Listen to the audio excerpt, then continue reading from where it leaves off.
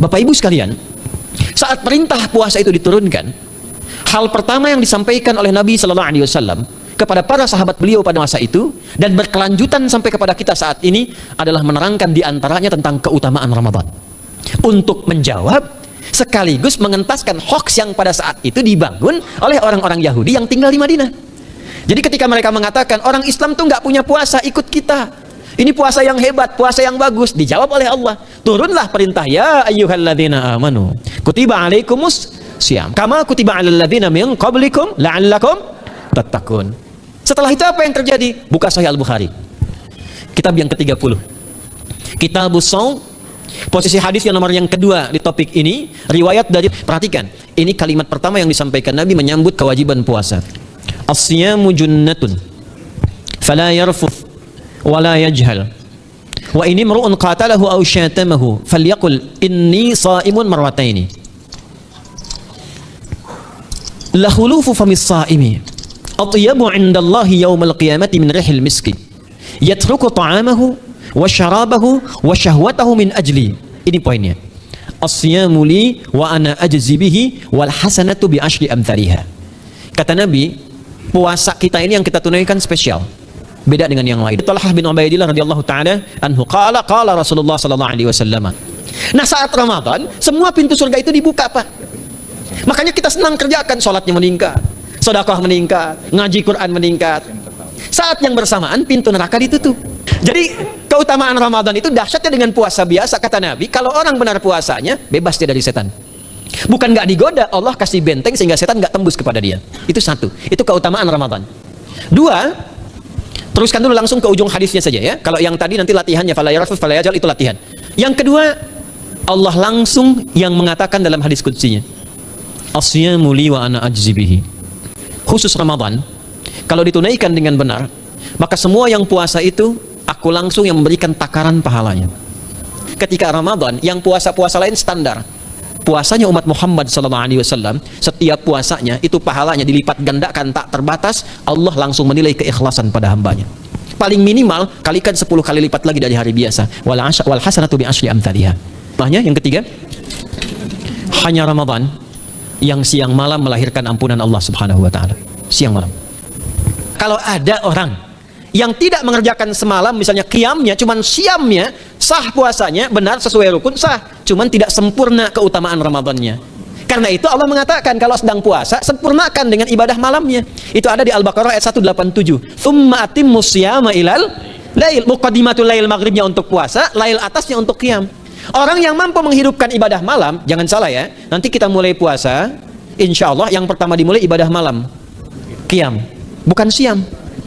Jadi jangan terlampau soleh, puasanya nanti nunggu fajar. Malam itu qiyam. Nah, qiyam ini ada potensi ampunan dosa, Pak Bu. Jadi kalau kita manfaatkan ibadah ini dengan benar, misal ya, kita kan nggak tahu ajal nih, tiba-tiba kemudian kita manfaatkan qiyam bangun, ditunaikan dengan benar, itu Masya Allah. Meninggal misal dalam sujud, itu jaminannya ghufira lahu ma taqaddama min dzambi. Siapa yang benar ibadah qiyamnya sampai detik itu, ditunaikan karena imannya, ikhlas karena Allah, saat bersamaan dia introspeksi diri, begitu dia tunaikan, misal dia meninggal, misal saja, semua dosa-dosa yang pernah dia tunaikan diampuni pada saat itu. Bismillahirrahmanirrahim.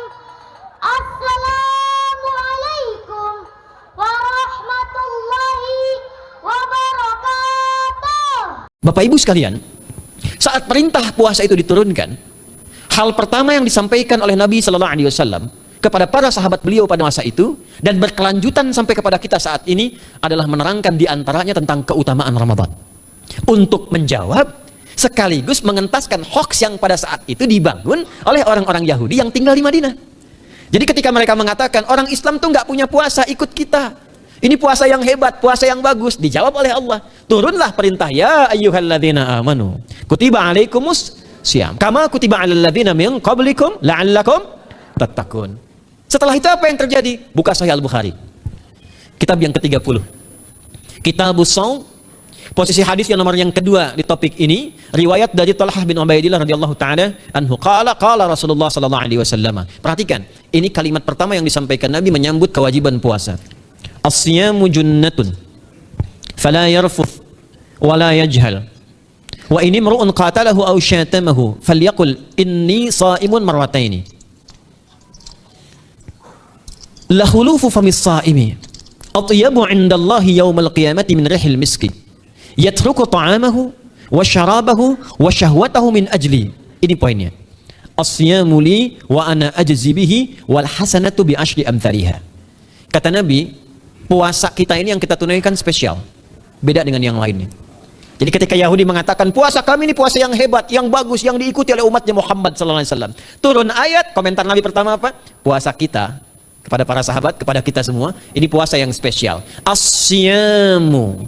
Lihat diksinya. Awas Pak ya, Ibu jangan salah baca. As-siyam, bukan asyab. As-siyam. Disebutkan 9 kali dalam Al-Quran. Ada as-saum, ada as-siyam, itu beda. Kalau saum sekali disebutkan dalam Al-Quran surah 19 ayat 26. Saum itu masih umum, kata umum untuk menunjuk kata imsak, menahan secara umum. Bisa berarti puasa yang ada ketentuan aturan, bisa berarti menahan secara singkat. Apa saja yang bersifat menahan, itu saum namanya. Contoh Sayyidah Maryam misalnya, beliau masih makan. Ya, ayat 24, 25 itu masih makan.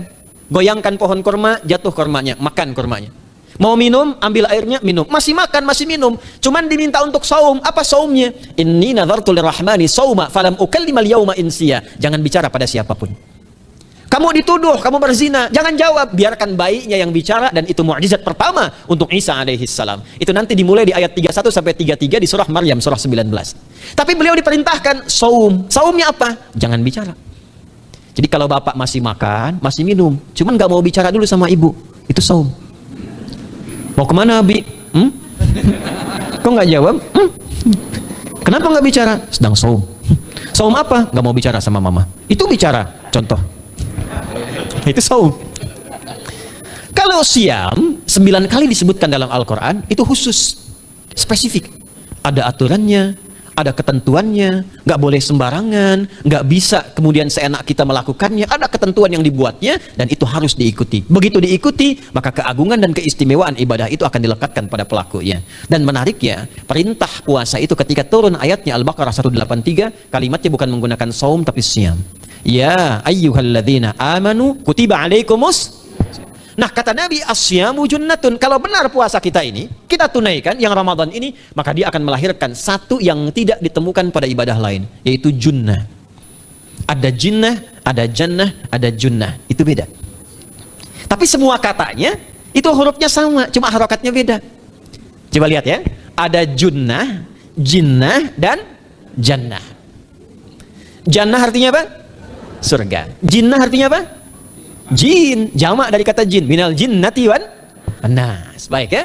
Ada junnah, perisai. Itu ketiga-tiganya bersumber berasal dari huruf jim, nun, kemudian ta. Dalam bahasa Arab, setiap ada huruf dimulai dengan jim dan nun, itu pasti tersembunyi, gak kelihatan.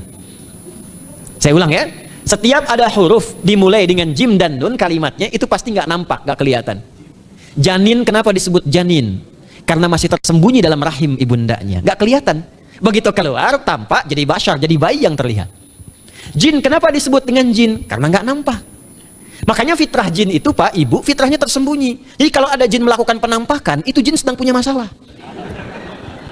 Betul, itu nyata. Dan yang lebih punya masalah, ada orang-orang manusia yang mencari-cari penampakan jin. Itu sedang kurang sehat itu. Ya, betul, karena jin itu dipasangkan di Al-Quran dengan ins. 18 kali pasangan ini disebutkan, itu lawannya langsung. Jadi jin tersembunyi, ins nampak.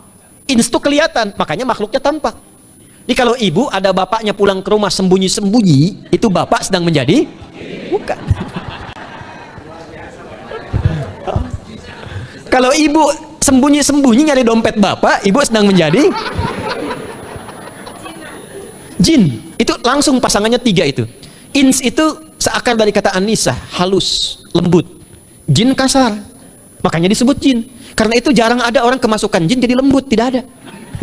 Permisi mau ikut kajian, sedang kemasukan jin, tidak. Kalau kata-katanya tidak meracau, tindakannya pasti kacau. Karena itu fitrah manusia itu pasti lembut. Kalau ada orang kasar, pasti ada yang salah dalam pergaulannya.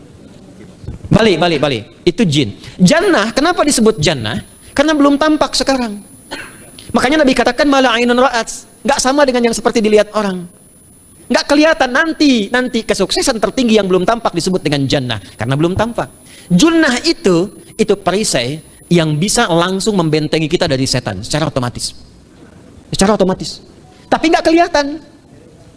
Karena itu kenapa ujung puasa disebut la'allakum tatakun. Tatakun itu dari kata takwa.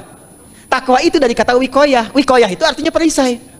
Nah, perisainya tidak tampak dalam diri kita. Tapi kalau terbiasa menunaikan ibadah puasa ini, kata Nabi, yang pertama kali akan terjadi pada orang yang puasanya benar, dia akan mendapatkan perlindungan berupa perisai dari Allah, hasil dari latihan puasanya yang dapat membentengi dia dari setan. Jadi ciri khas puasa Ramadan itu kalau sukses ditunaikan, itu akan terjauh dari godaan setan. Setan itu provokator yang memang hanya mengarahkan pada keburukan. Jadi dia nggak kenal benar. Lawannya malaikat. Malaikat nggak kenal salah, Pak. Nah, supaya terbentengi dari itu semua, kata Nabi SAW, kita itu dihadiahi sekarang oleh Allah satu ibadah yang kalau dilakukan ibadah itu akan mengakumulasi ibadah-ibadah yang lainnya, yang saat bersamaan dahsyatnya ibadah ini bisa menghadirkan junnah, perisai yang membentengi dari setan. Karena itu ketika dilakukan ibadahnya, saat yang bersamaan bisa ditahan maksiatnya, ditingkatkan amal solehnya. Setan kan ngajaknya pada yang salah kan? Malaikat ngajak pada yang soleh. Ramadan itu keutamaannya kalau sudah tiba Ramadan, itu selalu kita terdorong pada yang saleh dan tertahan untuk yang salah. Itu hebatnya puasa Ramadan. Kalau nggak percaya silahkan Pak Ibu sekalian. Cuman Ramadan yang saat datang waktunya bisa menghentikan orang berbuat maksiat. Nggak percaya cek. Orang yang punya sifat marah semarah-marahnya, itu saat Ramadan bisa berhenti marah. Buka jam 6 kurang seperempat ada yang provokasi. Dia bisa tahan marah tuh. Istrinya bingung, tumben Pak nggak marah? Ntar habis maghrib. Bisa ditahan. Orang dusta bisa nggak dusta. Dan saat yang bersamaan, teman-teman sekalian, Bapak Ibu, itu bisa terdorong berbuat meningkatkan amal soleh. Sekarang kita keluar dari sini, ada yang minta, belum tentu dikasih. Nanti Ramadan tiba, sudah nyatet berapa yatimnya, berapa du'afanya. Amal soleh naik. Sekarang ada orang ketinggalan sholat fardu, terlambat, masih biasa. Ramadan ketinggalan sunnah, itu gelisah. Betapa ibu-ibu para pejuang yang sangat luar biasa, itu berjuang memperebutkan saf pertama, setelah maghrib untuk menaruh sejadah. Nah, ini pelakunya nih. Tapi itu hebat, Bu. Saya tanya ibu kalau berjuang naruh sejadah setelah maghrib atau bahkan sebelum maghrib, itu sejadah disimpan di saf itu untuk kejar sholat apa? Tarawih, bukan isanya. Saya tanya pada ibu, tarawih itu hukumnya sunnah atau wajib? Sunnah. Ramadan itu jangan kan yang fardu, ketinggalan sunnah bisa gelisah. Itulah Ramadan. Dan pada saat itulah ketika amal soleh dikerjakan, amal salah ditinggalkan, datanglah junnah, itu perisai yang mengikat setan. Itu yang dimaksudkan di hadis Muslim. Di topik yang ke-13 namanya Kitabus Siyam. Hadis yang pertama dari sahabat Abu Hurairah. An Abi Hurairah radhiyallahu ta'ala anhu, anin Nabi sallallahu alaihi wasallam qala, "Idza jaa Ramadhanu." Redaksi yang pertama. Redaksi yang kedua yang bintang 3 di bawahnya. "Idza kana Ramadhanu." Redaksi ketiga yang bintang 4 di bawahnya. "Idza dakhala Ramadhanu." Muhammadiyah itu harus tahu dalil. Tahu dalil tuh ya. Idza jaa Ramadhanu, idza kana Ramadhanu, idza dakhala Ramadhanu, futtihat abwabul jannati aw abwabur rahmati. Wa ghulliqat abwabun nari aw abwabu jahannam. Wa sulsilatis syayatinu aw sufilatis syayatin. Ini maknanya. Kalau Ramadan sudah tiba, kata Nabi, maka dibukakanlah pintu-pintu surga. Para ulama berbeda pendapat dalam tafsir tentang hadis ini. Pintu-pintu surga ada yang mengatakan real dibuka. Ada yang mengatakan dengan penafsiran metafor. Pintu surga itu pintunya lewat amalan. Ada 8 pintu surga kata Nabi dalam hadis yang lain, ya. Fil jannati thamaniyatu abwabin, fiha babun yusamma ar-rayanu, la yadkhuluhu illa as-shaimun, fa idza dakhaluhu ughliqa. Di surga itu ada 8 pintu surga. 8 itu ternyata di hadis lain pintunya semua amal soleh. Ada pintu sholat, pintu puasa namanya ar-rayyan, ada pintu sedekah, pintu zakat, pintu haji. Jadi kita itu sekarang fastabiqul khairat. Kenapa ada moto fastabiqul khairat? Itu kan diambil dari Al-Baqarah ayat 148. Siapa yang pengen memburu surga, buru di amalannya. Mungkin nggak semuanya bisa dikerjakan. Kalau tidak semuanya, ambil salah satu yang paling disukai, konsisten di situ. Walikulli wijhatun huwa muwalliha. Setiap orang pasti punya kecenderungan untuk beramal. Ada yang senang puasa, ada yang senang tahajud, ada yang senang sedekah. Fastabiqul khairat, silahkan berburu, berlomba untuk mengerjakan apa yang disenangi itu. Itulah pintu surganya. Nah, saat Ramadan, semua pintu surga itu dibuka, Pak. Makanya kita senang kerjakan, sholatnya meningkat, sedekah meningkat, ngaji Quran meningkat. Saat yang bersamaan pintu neraka ditutup. Ada berapa pintu neraka? Ada berapa? Kalau pintu surga berapa tadi? 8. Hadisnya jelas, sahih dalilnya. Pintu neraka berapa? Bukan.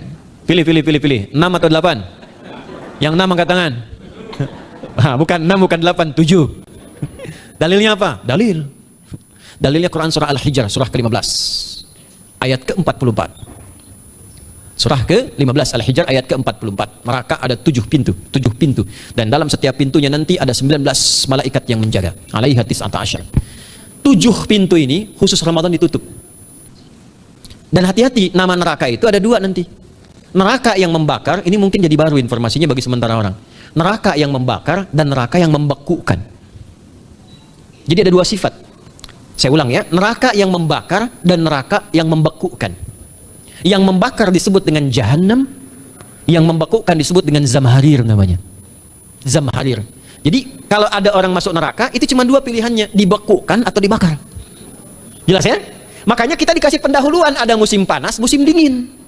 Supaya merasakan, ini orang musim dingin ini pakai lapisan-lapisan baju. Musim panas cari pendingin. Kamu sekarang cari pendingin, kata Allah, di neraka nggak ada AC.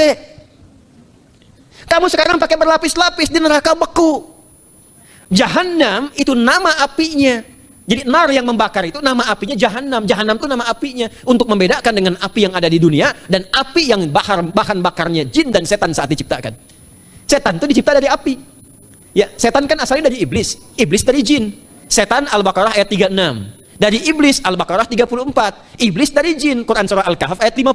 Kana minal jinni fa fasaqa an amri rabbi. Jin dari api yang menyambar-nyambar Quran surah 15 ayat 27. Wal janna khalaqnahu min naris samum. Karena narnya narus samum maka apinya mesti beda. Karena itulah nanti nerakanya yang membakar disebut dengan Jahannam.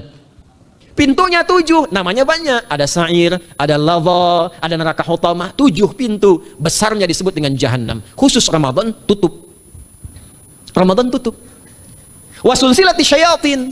Setan itu dibelenggu, diikat rapat. Bagi orang yang mau puasa benar.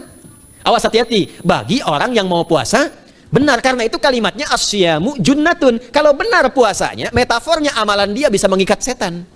Tapi kalau puasanya nggak benar, tetap digoda juga. Makanya jangan heran, walaupun Ramadan tetap kotak infak ada yang hilang. Sendal ada yang hilang. Karena puasanya bukan siam, puasanya saum. Sedangkan diksi Nabi yang mengatakan asyamu junnatun. Puasanya yang harus benar. Nanti kita belajar fikih setelah itu. Saya ingin pendahuluan dulu ya. Setelah itu apa yang kata Nabi katakan? Ini masih mukadimah ya kita ya. Ini luar biasa nih. Ya. Jadi keutamaan Ramadan itu dahsyatnya dengan puasa biasa. Kata Nabi, kalau orang benar puasanya, bebas dia dari setan. Bukan nggak digoda, Allah kasih benteng sehingga setan nggak tembus kepada dia. Itu 1. Itu keutamaan Ramadan. 2, teruskan dulu langsung ke ujung hadisnya saja ya. Kalau yang tadi nanti latihannya fala yarfus fala yajal, itu latihan. Yang kedua, Allah langsung yang mengatakan dalam hadis qudsinya, asyamu li wa ana ajzi bihi. Khusus Ramadan, kalau ditunaikan dengan benar, maka semua yang puasa itu aku langsung yang memberikan takaran pahalanya. Sekarang kita hitung-hitungan dikit ya. Bapak Ibu kan senang hitung. Tadi bangun aja kan dihitung kan? Ya, dapatnya sekian, kurangnya sekian, ya usahanya sekian. Sekarang kita ngitung pahala nih. Ada rumus hitung pahala dalam Al-Quran. Ya, saya tanya sebentar. Kalau 1 kita kerjakan ibadah, pahalanya berapa? 10. Dalil. Apa dalilnya? Quran surah ke-6 ayat 160.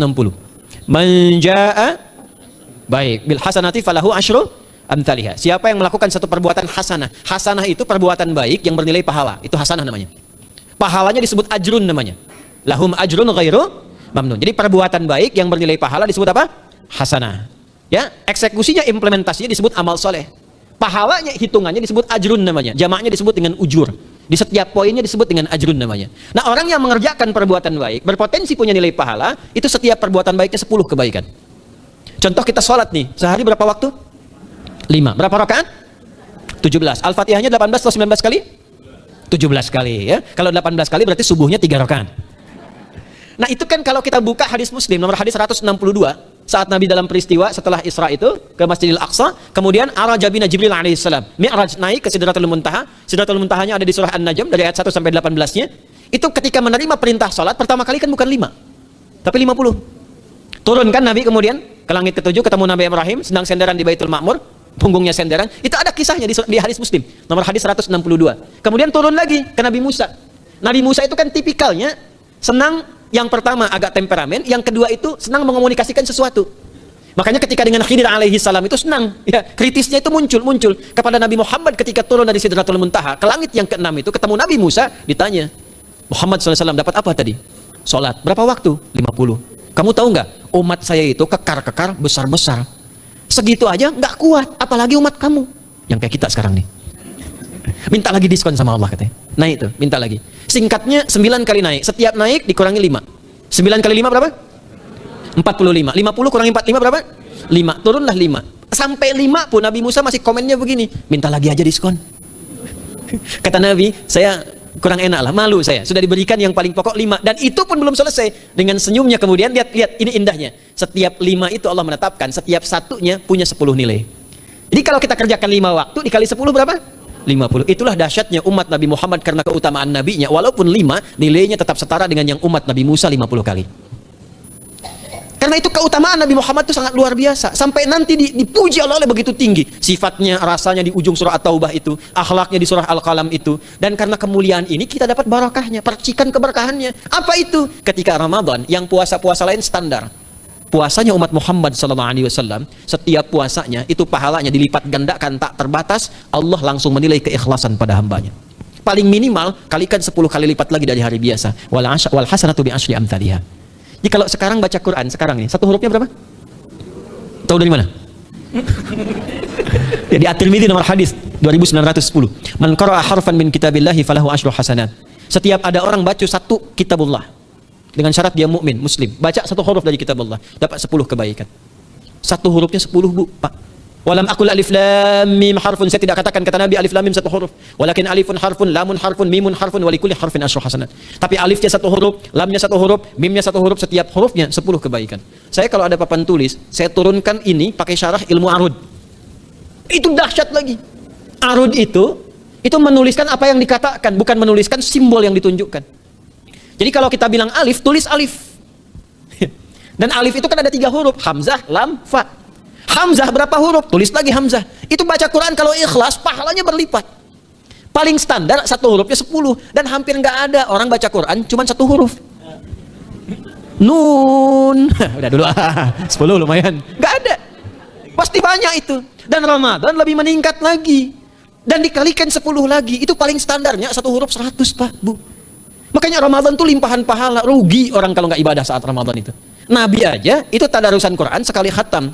Saat tahun meninggalnya 2 kali khatam untuk ngejar kemuliaan-kemuliaan contoh bagi kita. Itu Ramadan. Jadi ini yang pertama menjadikan kita mesti sadar Ramadan beda dengan bulan biasa. Maka disampaikan oleh Nabi yang pertama ada pelipat gandaan pahala. Yang kedua ada perisai yang bisa menjauhkan kita dari setan. Yang ketiga, saya tutup mukadimahnya, yang ketiga, hanya Ramadan yang siang malam melahirkan ampunan Allah Subhanahu wa taala. Siang malam. Kita kalau mau nyari ampunan, itu bisa kapanpun minta ampun. Tapi ada waktu-waktu yang sangat strategis dan tempat-tempat yang sangat efektif mempercepat mengabulkan doa. Contoh waktu misal sepertiga malam. Itu cepat terkabul doa, hadisnya qudsi. Di antara azan dan iqamah. Waktu singkat di waktu Jumat, ada yang menafsirkan antara duduk khutbah 1 dan 2, ada yang menafsirkan waktu asar menjelang ke maghrib. Dan itu nanti sepeninggal Nabi ada di antara istri Nabi SAW memburu waktu singkat yang luar biasa ini untuk berdoa. Hafal doanya ya? Allahumma kfina bihalalika an haramik ba'udhina bi ta'atika an ma'siyatik wa bi fadlika amman siwak. Itu dibiasakan di hari Jumat dibacakan. Ya, hafal nggak? Nah, nanti diputar lagi videonya ya. Kan ini kita sampai lihat lagi. Ya, kembalikan. Ada yang sifatnya tempat. Mihrab itu mustajab. Makanya kenapa imam itu di mihrab? Karena mewakili makmum untuk berdoa. Karena itu pilih imam yang betul-betul paham fikih salat. Bagus bacaannya dan ngerti fikih salat supaya dia sebelum salat melihat ke belakang. Itu bukan cuma merapatkan barisan, tidak, untuk melihat siapa yang salat. Apakah tahan berdiri lama kalau dibacakan bacaan panjang? Atau ada yang buru-buru? Lalu bacaannya apa yang sesuai untuk makmumnya? Itu fikihnya. Karena itu tempatnya di mihrab, dan mihrab itu viral, tempat yang cepat mengabulkan doa. Maryam itu punya mihrab. Nabi Zakaria saat minta keturunan, itu mohon kepada Allah di mihrabnya Maryam. Ali Imran ayat 38 sampai 39. Hunalika da'a Zakaria rabbah qala rabbi habli min ladunka dzurriyyatan thayyibah innaka sami'ud du'a. Fanadatul malaikatu wa huwa qa'imun yusalli fil mihrab. Cepat terkabul doa. Masjid cepat terkabul doa.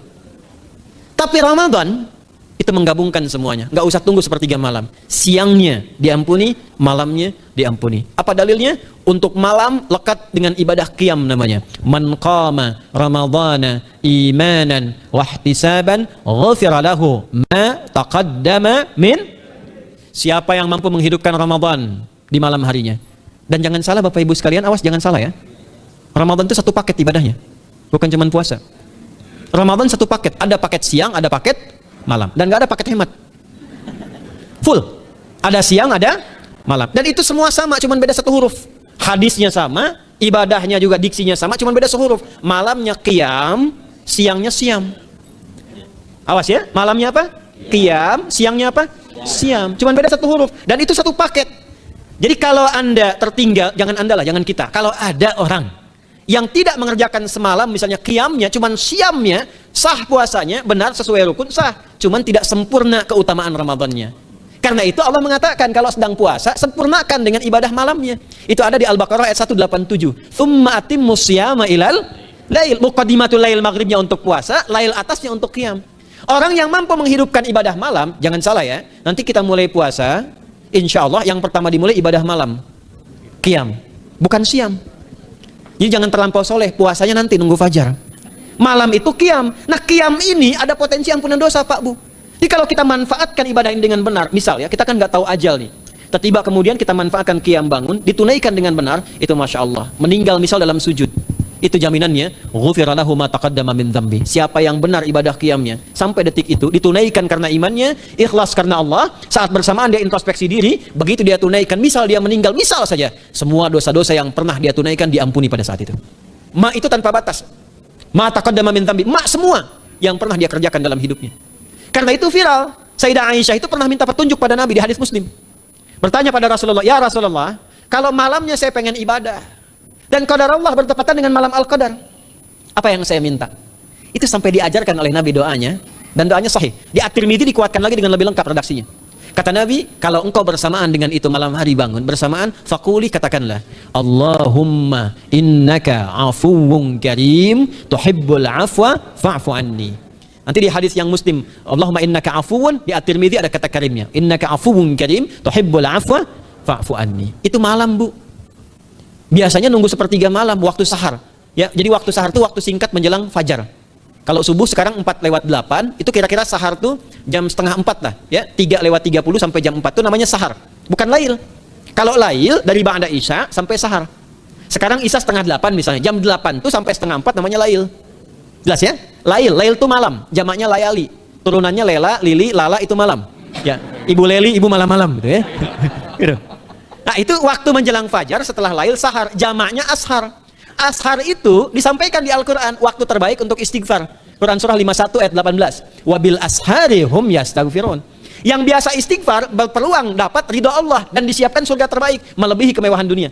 Itu ada di ayat ke-16, 17, 18. Ya, dari ayat 15-nya, 16-nya, 17-nya adalah untuk yang saharnya, 16-nya itu kalimatnya. Ya, 16-nya dia dengan mengatakan Rabbana amanna faghfir lana dzunubana wa qina adzabannar. Ayat 17-nya as-sabirina was-sadiqina wal qanitina wal munfiqina wal mustaghfirina bil ashar. Itu hari biasa seperti sekarang, Ramadan dari ba'da isya sampai terus lagi sampai masuk waktu fajar, siangnya pun masih ada ampunan Allah. Man shoma ramadhana imanan wa ihtisaban ghufira lahu ma taqaddama min. Saya tanya sekarang, siapa yang enggak punya dosa boleh angkat tangan? Yang dosanya banyak boleh angkat tangan. Tuh, saking banyaknya kita nggak bisa ngangkat. Sekarang rubah kalimatnya. Yang ingin masuk surga angkat tangan. Insyaallah. Yang ingin surga Firdaus angkat tangan. Tuh, maka ironi itu tampak dalam perilaku kita. Pengen ke surga, tingkatan Firdaus, tapi ngaku dosa banyak. Itu dia. Maka Allah punya sifat Rahman dan Rahim. Rahman untuk dunia, Rahim untuk akhirat. Maka diberikanlah kesempatan Ramadan untuk menggugurkan semua dosa itu. Karena itulah Bapak Ibu sekalian, penting kita menyiapkan, karena nunggu Ramadan itu nggak mudah. Dan nggak semua orang itu akan sampai kepada momen yang dimaksudkan. Karena itulah malaikat Jibril itu langsung komen. Ya, jadi ada dua riwayat nih, Nabi yang berdoa, malaikat yang mengaminkan, ada malaikat yang berdoa, Nabi yang mengaminkan. Jadi Nabi akan naik memberikan tausiah di mimbarnya. Mimbar Nabi itu ada 3 gundakan. Begitu naik ke gundakan pertama, ada 3 gundakan. Lalu tibalah kemudian beliau bersabda. Ada riwayat Nabi yang berkata, malaikat mengaminkan. Ada riwayat sebaliknya, malaikat yang berkata, Nabi mengaminkan. Raghima anfu rajulin. Awas, hati-hati nih. Raghima anfu rajulin liman adraka ramadhana falam yughfar lahu. Terhina di hadapan Allah Subhanahu wa taala. Kotor dirinya. Bu'dan, jauh dari rahmat Allah. Liman adraka ramadhana, siapa yang sudah disampaikan ke bulan Ramadan falam yughfar lahu, tapi tak mampu mendapat ampunan Allah Subhanahu wa taala. Karena itulah saya ingin cepat, satu, Kenapa Ramadan istimewa? Karena ada ampunan Allah yang sangat luar biasa. Kenapa Ramadan istimewa? Karena ada pelipat gandaan pahala. Kenapa Ramadan istimewa? Karena ada peluang untuk menjauhkan dari setan. Dan yang terakhir, Ramadan istimewa karena semua waktu siang dan malam mempercepat terkabulnya doa. Itu yang dijamin di ayat 186 dalam rangkaian ayat Syam dari ayat 183 sampai 187. Ayat 186-nya khusus untuk mempercepat terkabulnya doa. Wa idza sa'alaka 'ibadi 'anni fa inni qarib. Ujibu da'watad da'i idza da'an. Falyastajibu li wal yu'minu bi la'allahum yarshudun. Tafsirnya apa? Hadis Nabi sallallahu alaihi wasallam. Thalathatun la turaddu da'watuhum. Al-imamul 'adil was-sha'ima hatta yuftira. Wa da'watul mazlum. 3 golongan yang doanya sulit sekali ditolak. Yang pertama imam yang adil, yang kedua adalah orang puasa sampai berbuka, dan ketiga doa orang yang terzalimi. Jadi kalau Bapak Ibu pengen cepat dikabulkan doanya secepat kilat, maka jadilah pemimpin yang adil. Kalau belum mampu, latihan puasa. Kalau belum mampu lagi, banyak-banyak terzalimi dan berdoa.